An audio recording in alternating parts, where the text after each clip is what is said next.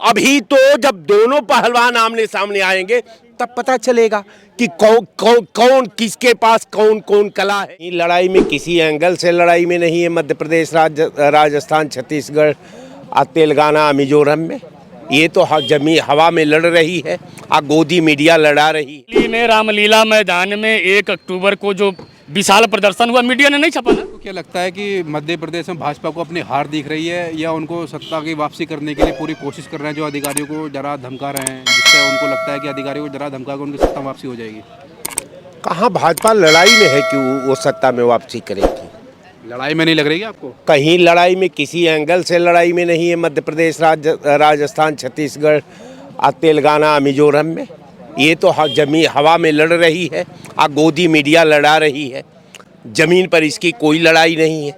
अगर जमीन पर लड़ाई होती तो सारी लड़ाई की पुष्टि जो है भारत सरकार का गृह मंत्री अपनी जनसभा में अपने दिल की, अपने अंतरात्मा की आवाज़ से उसने साबित कर दिया है कि हम लड़ाई की भूमिका क्या है, लड़ाई की दिशा क्या है, लड़ाई में पार्टी का दृष्टिकोण क्या है, लड़ाई में पार्टी का स्टेटस क्या है। ये सब क्लियर हो गया है। कहीं कुछ नहीं बचा है। कुछ नहीं बचा? कुछ नहीं। इसलिए धमकी गृह मंत्री आप धमकी, आप बात तो कुछ न हुई पीकर बहक जाने के बाद। आप बात तो मैं खाने से बाहर गई, मैं खाने में। वो आप जो भी कर ले, मैं बार बार आपसे कहता आया हूं कि जो सोचा नहीं गया होगा, जो देखा नहीं गया होगा, आज जो सुना नहीं गया होगा, वो सब आपको 6 महीने में दिखाई देने लगेगा। दिखाई देने लगेगा? बिल्कुल। अभी तो शुरुआत। क्या दिखाई देगा 6 महीने? अभी तो शुरुआत है साहब, अभी तो शुरुआत है। अभी तो जोड़ लिखाया जा रहा है। अभी तो जब दोनों पहलवान आमने सामने आएंगे तब पता चलेगा कि कौन किसके पास कौन कौन कला है।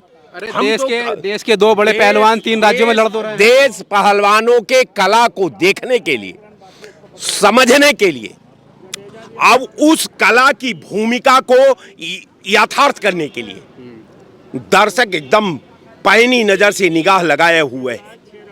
आज आप जान लीजिए कि एकदम वही बात है कि आप घबराइए मत, आप आउट ऑफ लाइन न जाइए।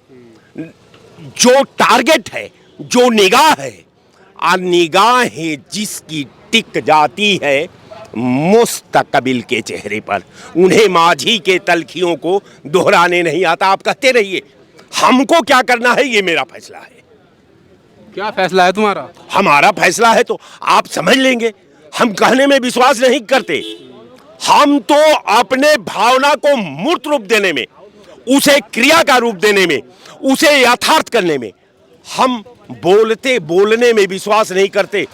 हम गढ़ने में विश्वास करते हैं। हम रचने में विश्वास करते हैं। हमको कहना कुछ नहीं है। आप कहते रहिए, मैं सुनता रहूंगा। यहां लड़ाई कहना और सुनना, सुन करके हम अमल करेंगे। अमल से जिंदगी होती है, जन्नत भी और जहन्नुम भी। वो खाकी अपने फितरत में न नूरी है न नारी है। आप ढूंढते रहिए। जय हिंद।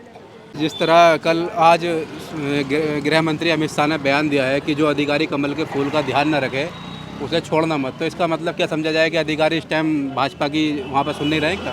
देखिए, ये हिंदुस्तान के सिंहासन का सेमीफाइनल होने जा रहा है नवंबर के महीने में। 5 राज्यों की विधानसभा चुनाव होने जा रहे हैं। बिल्कुल बिल्कुल। और एक मुद्दा ट्रेंड करेगा और निर्णय तक पहुंचाएगा, पुरानी पेंशन ओपीएस का मुद्दा। राजस्थान, एक मिनट, अधिकारियों को इसी चीज का तो ज्यादा फिक्र तो नहीं है कि मतलब एक तानाशाही, कांग्रेस ने ओपीएस का ऐलान किया है और भाजपा एनपीएस पे लगी। हिंदुस्तान में लोकतंत्र का शासन है। तानाशाही हिंदुस्तान की जनता बर्दाश्त नहीं करेगी, किसी भी पार्टी की तानाशाही हो। देखिए, अशोक गहलोत जी ने हिंदुस्तान को एक नई दिशा देने का काम किया। सबसे पहले राजस्थान ने पुरानी पेंशन व्यवस्था लागू की है और उनको निश्चित रूप से वापस आना है। छत्तीसगढ़ की सरकार बनेगी। मध्य प्रदेश में मामा खुद कह चुके हैं कि मामा नहीं आएगा तो क्या होगा, तो मामा तो जा रहे हैं, अपने मन से जा रहे हैं। बाकी मिजोरम में और तेलंगाना में भाजपा का कोई जमीन नहीं है। तो 5 राज्य भारतीय जनता पार्टी हारने जा रही है और हिंदुस्तान का सिंहासन उत्तर प्रदेश का नौजवान, बेरोजगार, शिक्षक, कर्मचारी तय करेगा कि सरकार किसकी बनेगी। तो आप ओपीएस के मुद्दे पर वोट दोगे? ओपीएस के साथ vote for OPS, vote for OPS. आपको मतलब कहीं ना कहीं अधिकारी भी कांग्रेस का इसलिए सपोर्ट कर रहे हैं कि जब भी वो तानाशाही बर्दाश्त नहीं की जाएगी, उसके लिए चाहे किसी सीमा तक जाना पड़े, हिंदुस्तान का शिक्षक और कर्मचारी जाएगा। बिल्कुल बिल्कुल। कहीं ना कहीं अधिकारी एक माहौल बनाते हैं इससे कर्मचारी, तो आप कांग्रेस के पक्ष में माहौल तो नहीं बना रहे? कर्मचारी सब जानता है। ठीक, दिल्ली में रामलीला मैदान में 1 अक्टूबर को जो विशाल प्रदर्शन हुआ, मीडिया ने नहीं छपा ना, लेकिन सोशल मीडिया ने सबको बताने का काम किया और भारत का सिंहासन उसी दिन से डोलने लगा। भूकंप आने लगे दिल्ली में, ध्वस्त हो गया। दिल्ली में भूकंप आने लगे उसी दिन से, 1 अक्टूबर से। और वो भूकंप निश्चित रूप से कोई कारनामा करके दिखाएगा और आने वाली सरकार, ओपीएस की सरकार हिंदुस्तान में बनेगी और इन प्रदेशों में भी बनेगी। जय।